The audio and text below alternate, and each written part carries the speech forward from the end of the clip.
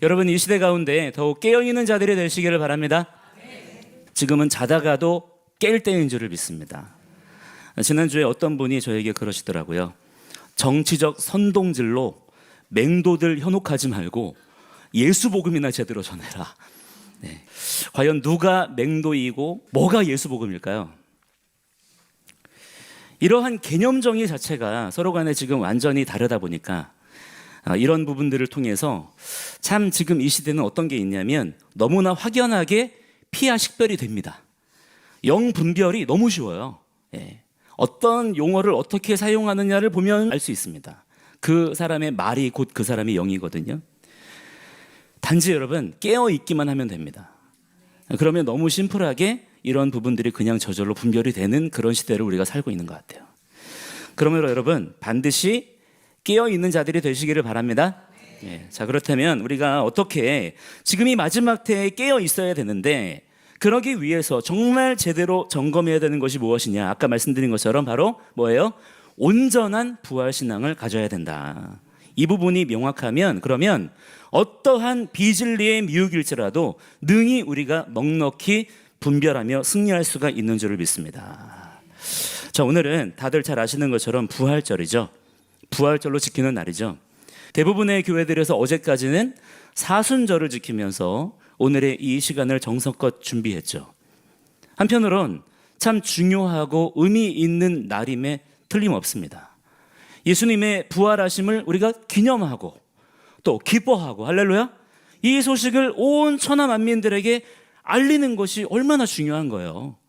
그만큼 기독교인들에게 중요하다라고 인정되고 또한 선포되어지는 것이 바로 뭡니까? 이 부활신앙이고 예수님이 부활하셨다라는 이 사실에 대해서 우리가 제대로 알아야 된다는 것에 대해서 누구나 다 그렇게 인정하고 알고 있는 것인데, 그러면 그만큼 과연 이 예수님의 부활하심에 대한 우리의 신앙 고백, 그 믿음의 내용이 교회들 가운데, 우리 믿는 성도들 가운데 지금 이 시대에 온전하게 바로 세워져 있느냐? 제가 볼 때는 그렇지 않더라고 하는 거야. 피상적이고 단편적인 수준에 머물러 있는 경우들이 많더라는 것입니다. 저는 우리 신앙생활에, 우리 믿는 성도들의 신앙생활의 목표, 방향성이 단지 지금 우리가 경험하고 알고 있는 수준의 기독교 전통과 가치를 세우고 지키는 데 머물러서는 안 된다고 생각해요. 우리는 끊임없이 기록된 말씀을 따라 진리를 추구하는 자들이 되어야 될 줄 믿습니다. 진리는 내가 가졌다라고 소유하는 것이 아니라 영원토록 추구해야 되는 거예요. 영원토록 진리를 알아가는 자들이 되어야 되는 것입니다. 그래서 옛적 선한 길을 향해 걷는 자가 되어야 돼요. 그렇기 때문에 우리는 진보주의자가 될 수 없고 무엇입니까? 보수주의자의 길을 걸어야 된다는 것입니다. 그래서 저는 사도행전 17장에 나오는 베레아에 있는 사람들이 나오거든요. 이 사람들의 태도를 우리가 배워야 된다고 생각하는 거예요. 사도 바울이 베레아 지역으로 갔습니다. 베레아 지역에 있는 회당에 들어가서 복음을 전했습니다. 그랬더니 그들이 간절한 마음으로 말씀을 받았다 그랬어요. 이 원어 그대로 보자면 열정적으로 받아들였다, 그런 뜻입니다. 이렇게 기록된 것을 볼 때에 우리 식대로 표현하자면 무엇입니까? 은혜 받았다는 거예요. 사도 바울의 그 설교가 감동이 됐다는 것이죠. 그런데 그들이 그냥 그 자리에서 아멘 하지를 않더라는 거예요. 왜냐? 그들이 믿음이 부족해서일까요? 아닙니다. 이것이 과연 그러한가?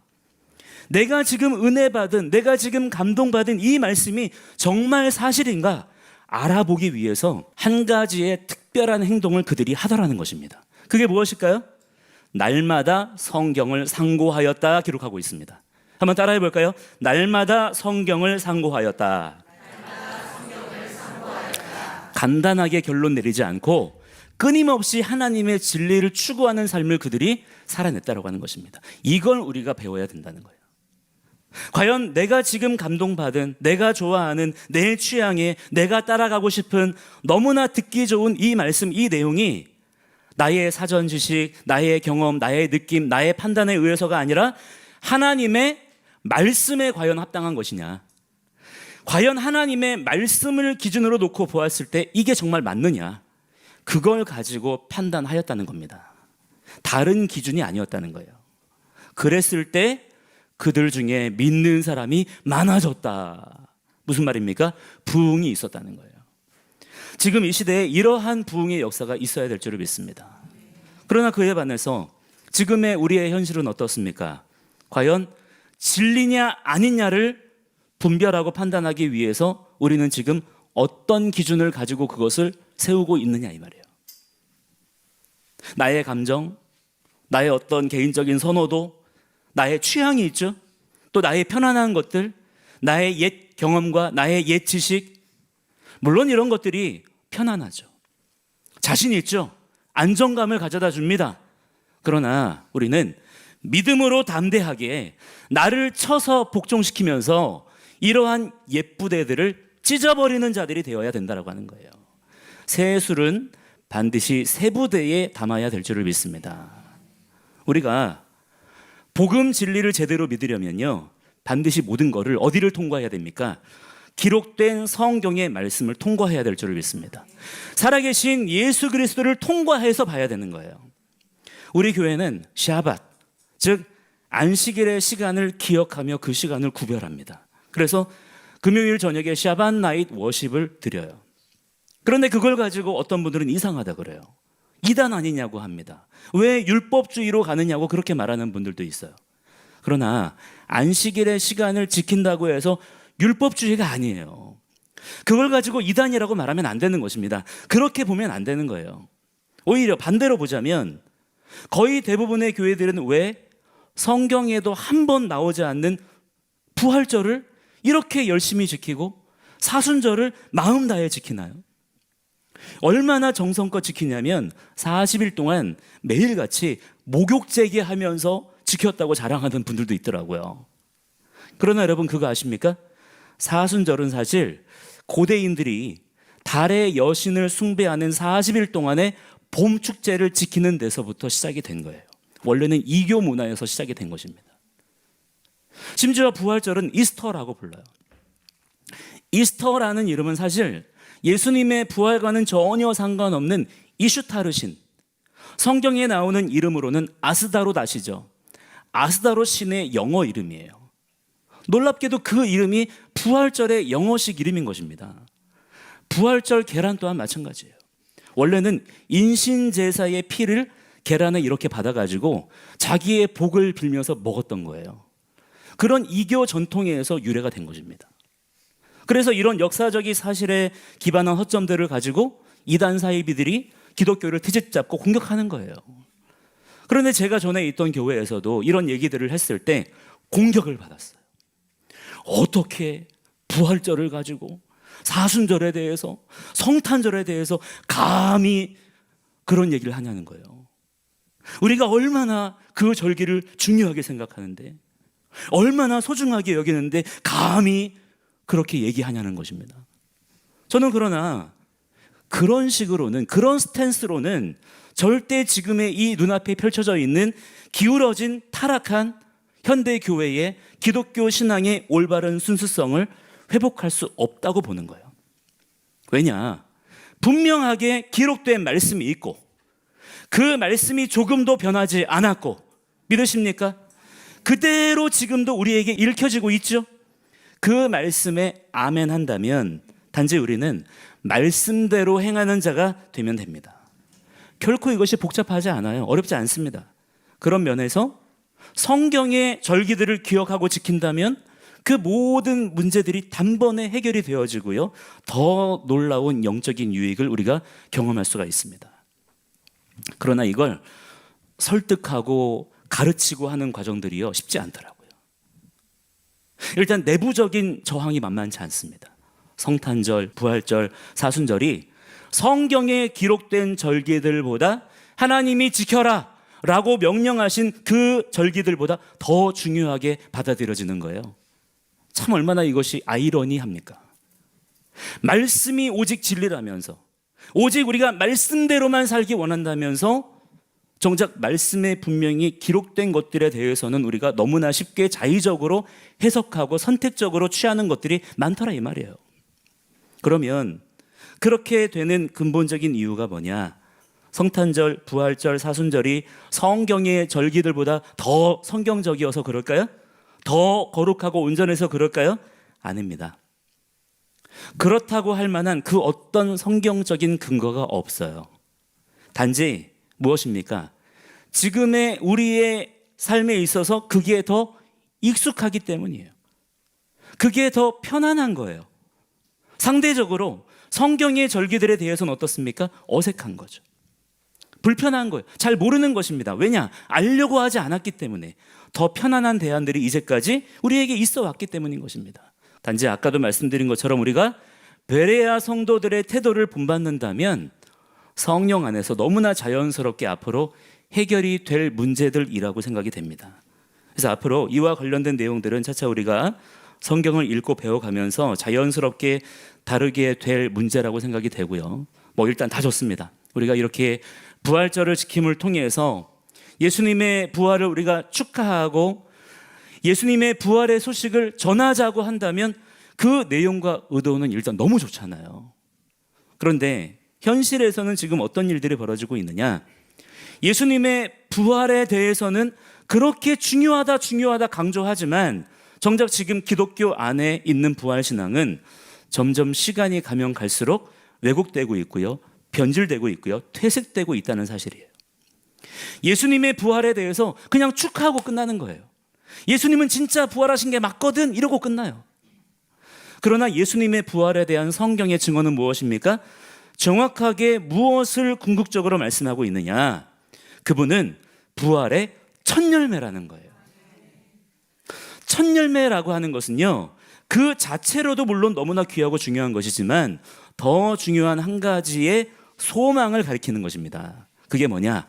앞으로 그 첫 열매와 같은 이와 똑같은 열매들이 많이 맺히게 될 거라는 소망을 주는 거예요. 첫 열매는요, 헬라어로 파게라고 합니다. 3, 4월경에 6월절 즈음에 무화과 나무에 이 파게의 첫 열매가 딱 열려요. 그러면 유대인들이 그 파게라고 하는 첫 열매를 딱 보고 어떤 생각을 할까요? 아, 이제 이 무화과 나무의 이 파게 첫 열매가 이렇게 열린 걸 보니까 곧이어서 테에나, 즉 뒤따라 열리는 많은 열매들이 있겠구나 라는 소망과 기대감을 가지게 된다는 겁니다. 그리고 곧 얼마 안 가서 정말 어때요? 그 기대대로 그 첫 열매 뒤에 그 무화과 나무에 첫 열매와 똑같은 많은 열매들이 주렁주렁 열리게 된다라고 하는 것이죠. 예수님께서 부활하신 것이 바로 이와 같은 일이라는 것입니다. 그래서 예수님은 실제로 하나님의 놀라우신 섭리와 경륜 안에서요, 초실절에 부활하셨어요. 첫 열매를 거두는 절기에 하나님의 언약대로 부활하신 것입니다. 하나님께서 계획하신 어떤 일의 첫 열매가 되셔서 예수님에게 일어난 그 일이 뒤이어서 풍성하게 동일하게 일어나게 될 것이라는 기대감, 그 소망을 우리에게 주시는 일이라고 하는 거예요. 자, 그 일이 무엇이냐? 우리 함께 성경을 찾아서 고린도전서 15장의 21절과 22절의 말씀을 함께 읽도록 하겠습니다. 21절 22절입니다. 시작. 사망이 한 사람으로 말미암았으니 죽은 자의 부활도 한 사람으로 말미암는도다. 아담 안에서 모든 사람이 죽은 것 같이 그리스도 안에서 모든 사람이 삶을 얻으리라. 생명을 얻으리라. 할렐루야. 예수님께서 사망 권세 이기시고 무덤에서 일어나셨습니다. 부활하셨습니다. 할렐루야, 아멘입니다. 그러나 그게 다가 아니라는 거예요. 예수님의 개인적인 승리, 예수님의 개인적인 성취로 끝나는 게 아니라는 것입니다. 우리가 정말 예수님의 메시아심을 믿고 예수님의 부활하심을 정말로 믿는다면 반드시 언약 안에서 한 가지 기억해야 될 사실은 무엇이냐? 우리 또한 마찬가지로 부활하신 예수님처럼, 우리의 첫 열매 되신 예수님처럼 영원히 죽지 아니할 몸으로 변화되어서 부활하게 될 것을 정말로 믿느냐 하는 거예요. 이게 부활 신앙인 것입니다. 이 믿음이 분명할수록 우리는 깨어있는 삶을 그냥 살게 됩니다. 그러나 이 믿음이 불분명하면 교회 다녀도 예수 믿는다고 해도 종교 생활만 잔뜩 하다가 그냥 그 인생은 끝나게 되는 거예요. 그래서 고린도 교회 성도들이 바울에게 물었습니다. 35절에 보시면 우리가 아까 읽었잖아요. 죽은 자들이 어떻게 다시 살아납니까? 어떤 몸으로 부활합니까? 자, 이에 대한 바울의 대답은 크게 두 가지를 얘기합니다. 맨 먼저 대답해 주는 것은요, 뭡니까? 어리석은 이들이요. 너희들 어리석다라는 거예요. 아니 뭐 모를 수도 있지, 그죠?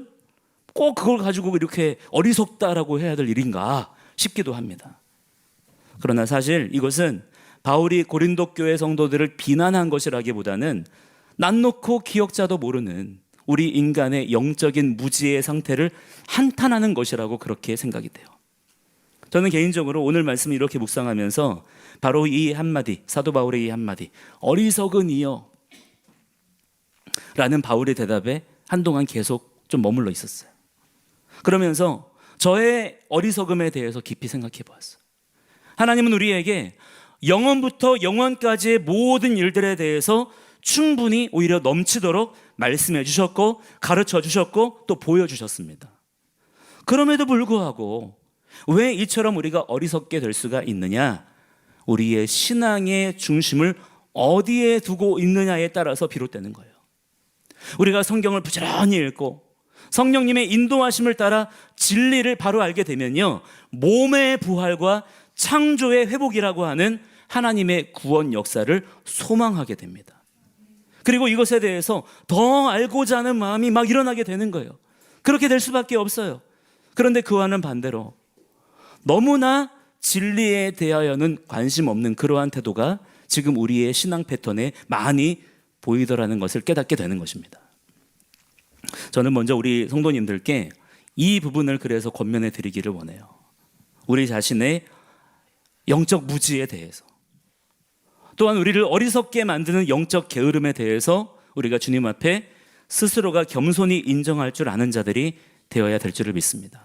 우리가 그 신앙의 옛습관, 내가 안다라고 생각했지만 사실은 모르고 있었던 나의 그 무지함, 나의 익숙함에 젖어 있었던, 나의 안정감에 취해 있었던 나의 그 편안한 패턴들을 과감하게 우리는 벗어 던지는 자들이 되어야 된다라고 하는 거예요. 그럼 어떻게 해야 되느냐? 날마다 자기를 부인하고 성령 안에서 말씀의 울타리 안으로 들어가는 자들이 되어야 될 줄을 믿습니다. 우리에게 하나님께서 진리의 말씀을 주셨어요. 그냥 한 번 말씀하시고 마신 게 아니라 그 말씀을 분명히 기록하여서 우리에게 주셨습니다. 그럼에도 불구하고 정말 남 놓고 기억자도 모르는 것 같은 우리의 영적인 무지함이 있어요. 이 무지함에 대하여 우리가 겸손히 인정할 줄 알고 탄식할 줄 알아야 돼요. 그렇지 않다면 도무지 진리를 깨달을 수가 없기 때문입니다. 이 깨달음이 먼저 우리에게 있기를 원합니다. 자, 두 번째 바울의 대답은요, 씨앗을 심는 비유였어요. 농부가 씨를 심을 때 그 씨가 그대로 있을 거라고 생각하는 사람은 있습니까? 없습니까? 없습니다.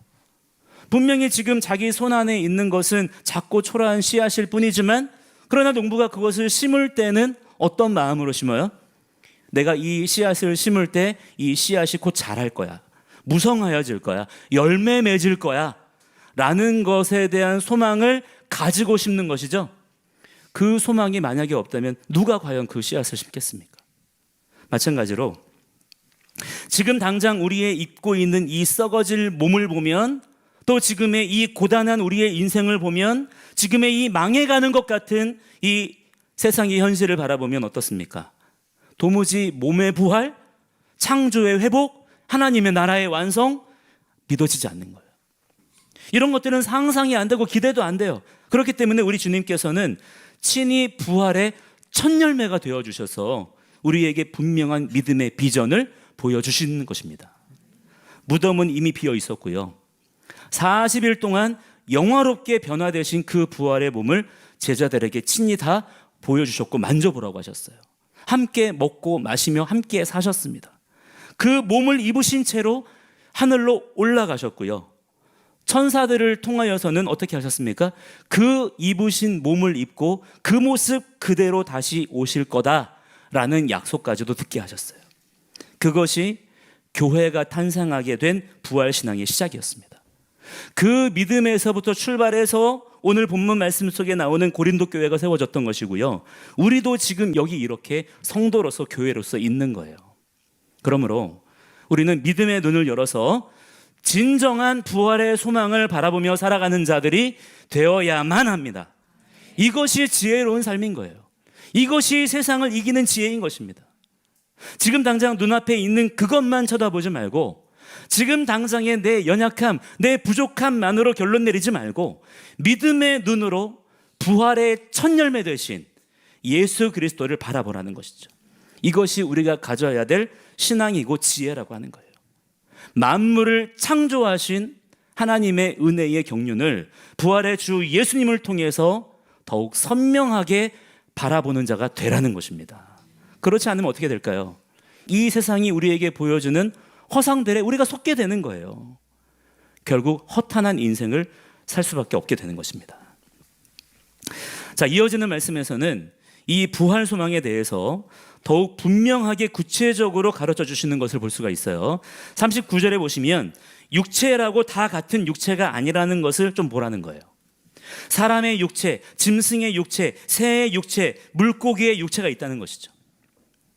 창조주 하나님께서 그렇게 다 다르게 각 존재에 맞게 필요한 대로 지으셨어요. 마치 씨앗도 여러 종류가 있는 것처럼 하나님이 지으신 육체에도 여러 종류가 있는데 그 모든 것들은 다 하나님의 지혜와 경륜 가운데 하나님께서 주권적으로 그렇게 창조하신 것입니다. 그렇기 때문에 하나님께서 그리스도 예수 안에서 장차 우리에게 주실 부활의 몸도 사람이 미처 생각해낼 수 없는 하나님의 주권적인 지혜와 경륜으로 지어지는 몸이라는 거예요. 여러분, 복음은요, 우리가 예수 그리스도의 복음을 믿는 자가 되면 우리의 눈이 열리는 줄을 믿습니다. 그 전에는 우리 눈에 시력 가지고만 보이는 것이 전부인 줄 알았어요. 그러나 여기에서 벗어나서 이제는 말씀의 빛을 통하여 영안을 열게 해주시는 거예요. 예수님이 행하신 가장 많은 기적 중에 하나가 무엇입니까? 소경의 눈을 뜨게 해주신 거예요. 다 그 이유가 있는 것입니다. 그냥 그렇게 하신 게 아니에요. 그만큼 이 세상에는 지금 눈먼 자들이 많다는 것입니다. 보기는 보아도 보지 못하고 듣기는 들어도 듣지 못하는 자들이 있다 그랬어요. 그러나 하나님은 우리가 보기를 원하시고요, 듣는 자가 되기를 원하신다는 것입니다. 지금 우리가 인생 중에 반드시 바라보며 살아야 되는 것은 무엇이냐면요, 부활의 소망이에요. 부활의 첫 열매 되신 예수님을 바라보며 사는 자들이 되어야 될 줄 믿습니다.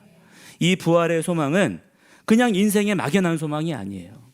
어떻게든 잘 될 거야, 다 좋게 될 거야, 죽으면 편안할 거야, 이런 게 아니에요. 하나님께서는 반드시 기록된 말씀대로, 다시 말하면 약속하신 대로, 또 창조하신 대로 모든 일을 완성하고 이루신다는 사실을 우리는 정확하게 알면서 오늘의 삶을 살아가는 자들이 되어야 될 줄을 믿습니다. 그래야 마지막 때에 우리에게 주어진 성도의 삶을 우리가 흔들림 없이 견실하게 살아갈 수가 있게 되는 거예요. 자, 그리고 나서 우리가 잘 아는 너무나 유명한 말씀이 나오는 것을 볼 수가 있습니다. 42절부터 44절까지의 말씀인데요, 우리 함께 같이 읽도록 하겠습니다. 42절부터 44절입니다. 시작. 죽은 자의 부활도 그와 같으니 썩을 것으로 심고 썩지 아니할 것으로 다시 살아나며, 욕된 것으로 심고 영광스러운 것으로 다시 살아나며, 약한 것으로 심고 강한 것으로 다시 살아나며, 육의 몸으로 심고 신령한 몸으로 다시 살아나나니 육의 몸이 있은즉 또 영의 몸도 있느니라. 아멘. 이 말씀이 있는 말씀 그대로 믿어지십니까? 믿어지게 되시기를 축복합니다. 자, 여기에는 두 가지의 포인트가 있어요. 먼저는 서로 다른 두 종류의 몸이 대조적으로 나오는 것을 볼 수가 있습니다. 지금 현재 우리가 입고 있는 이 몸은, 이 만져지는 이 몸은 어떤 몸이에요? 어떤 몸이라는 것입니까? 썩을 몸이라는 거예요. 부끄러운 몸이고 약한 몸이고 그저 살덩어리일 뿐인 몸. 다시 말하면 정욕적인 몸, 음란한 몸이지만, 그러나 부활의 몸이 나옵니다. 이 부활의 몸은 어떤 몸이라는 것입니까? 썩지 아니할 몸, 할렐루야. 영광스러운 몸, 강한 몸, 그리고 단순히 그냥 살덩어리가 아니라 신령한 몸, 즉 성령의 전, 성령님을 모시고 성령께서 주장하시는 몸으로 다시 살아나게 된다는 거예요. 이것이 우리가 가진 구체적인 구원의 소망인 것이고 영생의 소망이라는 것입니다. 지금은 어떻습니까? 우리가 병들고 늙고, 그죠? 또 주름이 생기고 자꾸 피부에 뭐가 막 나고, 넘어지면 다치고, 또 안타까운 장애가 있는 그런 경우들도 있어요. 심지어 마침내는 누구나 다 어떻게 됩니까? 죽음을 맞이하게 됩니다. 썩어버리는 거예요. 뿐만 아니라 지금은 어떤 상황에 따라 사건을 통해서 관계 속에서 고통을 당하고요, 고단하고요, 스트레스 받는 인생을 살 수밖에 없는 그런 형편에 우리가 처해 있지만, 그러나 여러분 소망 가운데 기대하시기 바랍니다. 뭘 기대할 것이냐? 지금의 이 죄와 사망에 붙잡혀 있는 우리의 이 몸이요, 마침내 죄와 사망의 권세에서 노임을 당하게 될 것이고요, 둘째 부활의 역사를 통해서 우리에게 이 몸 가운데에 영원한 생명력이 온 육체 가운데 회복될 것을 소망 가운데 바라보라는 거예요. 이를 분명한 사실로서 믿으시기 바랍니다. 이게 믿어져야 돼요. 주름살이 펴지게 될 거예요. 할렐루야. 허리가 펴지게 될 것이고요, 관절에 힘이 들어가게 될 것이고요, 오장육부가 온전케 될 것입니다. 모든 암덩어리는 사라지게 될 것입니다. 지금의 왜곡된 미의 기준이 사라지게 될 거예요. 모두가 다 멋있고 모두가 다 이쁘다고 할 것입니다. 온갖 부패한 것들과 연약한 것들 뿐만 아니라 지금의 이 현실 속에서 하나님을 멸시하고 대적하는 세상의 암덩어리와 같은 세력들, 모든 악한 자들은 다 멸해짐을 당하게 될 것입니다. 모든 것들을 아름답고 온전하게 회복하실 것을 여러분 믿으시기 바랍니다. 이 그림을 구체적으로 그리는 자가 되어야 된다는 거예요. 이건 무슨 기복신앙도 아니고요, 판타지 소설도 아니고요, 동화책도 아닙니다. 하나님의 창조는 완전한 거예요. 하나님의 창조는 선한 것입니다. 아름다운 거예요. 그렇기 때문에 여러분이 지금 상상하시는 그 어떤 것보다도 훨씬 더 비교도 할 수 없을 정도로 아름답고 영화로운 모습으로 변화될 것에 대하여, 할렐루야, 변화될 것에 대하여 더욱 기대하실 수가 있어야 된다라고 하는 거예요. 그런데 오늘 본문의 44절을 읽으실 때 많은 분들의 오해하시는 것을 봤어요. 뭘 봤냐면 44절 마지막 부분에 나오는 육의 몸과 영의 몸이라는 표현이 바로 그거예요. 아직도 우리 생각 속에 뭐가 있냐면, 육의 몸 그러면 우리의 이 육체의 몸, 이 물질적인 몸, 이렇게 생각하다가 영의 몸 나오면 영의 몸은 영혼을 말하는 걸 거야, 비물질적인 어떤 상태를 말하는 것일 거야 라고 생각하는, 성경에는 전혀 없는 이상한 프레임에 잡혀 있는 채로 성경을 보는 것이죠. 여기에서 빨리 벗어나야 됩니다. 하나님은 그런 몸을 지으신 적이 없어요. 몸은요, 다르게 해석하실 필요가 없습니다. 그냥 하나님이 지으신 몸이에요. 이 바디인 것입니다. 실수로 만드신 게 아니에요. 하나님의 완전하신 지혜로 아름답게 지으신 것임을 믿으시기 바랍니다. 그런데 지금은 우리의 이 육의 몸, 즉 육적인 몸, 그저 육적인 욕구를 따라 사는 그러한 몸을 우리가 지금 가지고 살아가고 있으면서 때가 되면 썩어짐을 당하게 되지만, 그러나 하나님이 원래 지으셨던 그 몸은 그런 용도, 그런 상태가 아니라 성령의 몸으로 지음 받았다는 거예요. 하나님의 뜻과 사명을 따라 사는 몸으로 지음 받았다는 것입니다. 그것을 하나님께서 예수 그리스도의 부활의 능력으로 우리의 몸 가운데 회복하실 거라는 거예요. 지금 혹시 여러분은 인생을 살아가실 때 어떤 가치를 쫓아 살아가십니까? 예수 믿고도 여전히 육신의 정욕, 이생의 자랑, 안목의 정욕만을 따라 살진 않으십니까? 혹시 기도의 제목조차, 우리가 예수 믿는다라고 할 때 우리의 신앙생활의 방향조차 무엇을 먹을까 마실까 입을까 하라 그랬어요? 하지 말라 그랬어요? 하지 말라고 했잖아요. 근데 여기를 향해 있지 않아요? 그러나 이제는 적어도 그러면 안 된다는 거예요. 왜냐? 우리에게 부활 신앙이 있기 때문인 것입니다. 부활의 소망이 우리에게 있기 때문에. 그래서 우리 믿는 성도는 인생을 살아가는 중에 수많은 갈등과 다툼이 필연적으로 경험되어지는 거예요. 왜요? 육체의 소욕과, 썩어질 것을 탐하는 육체의 소욕과 영원한 몸을 추구하는 우리의 부활의 소망이 현실 세계에서 자꾸 부딪히게 되는 것이죠. 그러면 이것을 우리가 어떻게 이해하고 감당하며 살아야 되느냐? 사도 바울이 참된 부활 신앙에 대한 아주 중요한 인사이트 하나를 우리에게 오늘 가르쳐 줍니다. 부활의 소망을 가지고 살아갈 때에는 오늘 나에게 주어진 이 삶을 소망 가운데 어떻게 해야 돼요? 심어야 된다는 거예요. 오늘 본문에 무슨 표현이 반복되나요? 썩을 것으로 심고, 욕된 것으로 심고, 약한 것으로 심고, 육의 몸으로 심어야 부활의 몸으로 다시 살아난다는 겁니다. 우리의 인생은 그냥 무덤에 묻히고 끝장나게 되는 그런 인생이 아니라는 거예요. 열매는 하늘에서 뚝 떨어지는 게 아니에요. 그냥 저절로 열리게 되는 게 아닙니다. 하나님은 세상을 그렇게 지으시지 않았어요. 하나님의 지혜는 무엇입니까? 믿음의 소망 중에 씨앗을 어떻게 해야 돼요? 심어야 마침내 열매 맺는 거예요. 여러분, 여러분에게 주어진 인생을 심는 인생으로 사시기를 바랍니다. 부활 소망 가운데 우리가 어떤 아이디어를 가지고 살아야 되느냐? 오늘 바울이 가르쳐주는 이 아이디어예요. 지금의 이 후패한 삶이지만, 연약하고 부끄럽고 썩어질 인생이지만, 이것을 마치 하늘의 미랄처럼 소망 가운데 기꺼이 심는 인생을 살아야 된다는 것입니다. 오늘의 삶을 그렇게 살아야 된다는 거예요. 내게 허락하신 오늘 하루의 삶을 씨앗이라고 생각하는 것이죠. 즉, 하나님의 나라가 이루어질 때 그때로부터 누리게 되는 영원의 삶과 지금의 이 너무나 초라하고 후패한 이 지금의 삶은 서로 단절된 것이 아니라 놀랍도록 서로 그리스도 안에서 연결되어 있다는 것을 알아야 된다는 거예요. 많은 분들이 죽고 나서야 영생을 누릴 거 생각합니다. 영생의 복은 주님 다시 오시고 나서야 누리는 거라고 생각하는 거죠. 그러니까 적어도 지금의 일은 아니라고 생각하는 거예요. 그래서 순종하는 삶을 계속 뒤로 미루는 것입니다.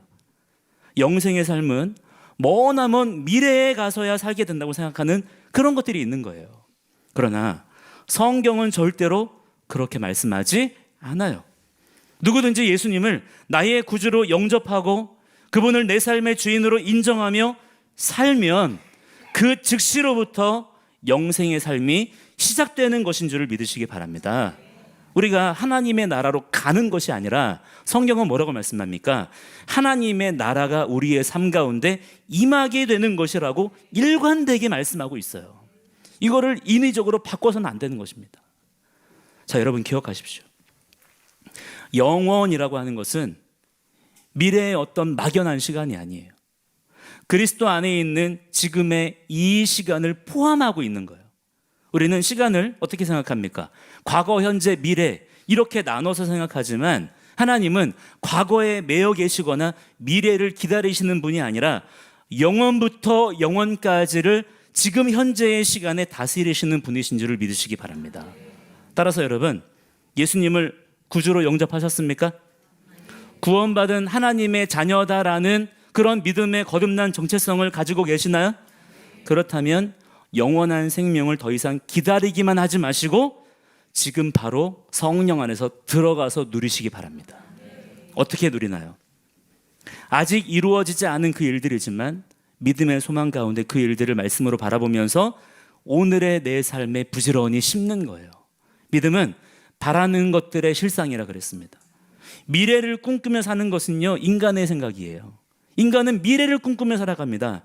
그러나 우리는 미래가 아니라 영원을 소망하며 바로 지금 이 순간을 사는 자들이 되어야 될 줄 믿습니다. 그래서 천국의 삶을 우리가 살게 되는 거예요. 그게 뭐예요? 오직 말씀대로 순종하며 사는 것이죠. 그게 천국의 삶인 것입니다. 썩을 것 같지만 썩지 아니할 것처럼 사는 거예요. 세상은 나를 부끄럽게 하지만 그러나 믿음으로 영광스러운 자존감을 가지고 사는 것입니다. 약하지만 강한 마음으로 다시 일어서는 거예요. 육체의 소욕을 따르는 삶을 단호히 거절하고 말씀에 기록된 하나님의 모든 명령을 따라 지금 내 오늘의 삶 속에서 성령님의 인도하심을 따라 준행하는 삶을 오늘의 지금 내 삶 속에 내게 주신 자유의지로 기꺼이 선택하며 사는 것입니다. 그게 부활 신앙인 것이고 그 부활의 삶을 내가 오늘 소망의 씨앗으로 심는 거예요. 이러한 삶을 도우시기 위해서 성령님이 우리 가운데 오신 것이고 장차 우리 주님 다시 오실 때 우리의 이 썩어질 몸을 썩지 아니할 몸으로 변화시키셔서 그 하나님 말씀에 순종하는 삶을 더 능력 있게 살게 하실 줄을 믿습니다. 사랑하는 성도 여러분, 오늘 하루의 삶을 헛되이 낭비하지 마시기 바랍니다. 항상 기뻐하고 쉬지 말고 기도하고 범사에 감사하라. 이것이 우리를 향하신 하나님의 뜻이라 그랬죠? 어떻게 그렇게 살 수가 있느냐? 그렇게 살 수 있는 비결이 있더라고요. 어떻게 하면 됩니까? 지금 그렇게 하면 됩니다. 항상 기뻐하라. 어떻게 하면 돼요? 지금 기뻐하는 자가 되면 되는 거예요. 쉬지 말고 기도하라. 어떻게 그럴 수가 있습니까? 지금 우리가 기도하는 자가 되면 될 줄을 믿습니다. 범사에 감사하라. 어떻게 감사할 수 있죠? 지금 감사하는 자가 되시기를 바랍니다. 내일로 미루는 게 아니라, 내일 일을 염려하는 것이 아니라, 지금 나에게 주어진 이 시간을 영원의 소망으로 그렇게 살아내면 그것이 영생의 능력으로 살아가는 삶이 되는 줄을 믿습니다.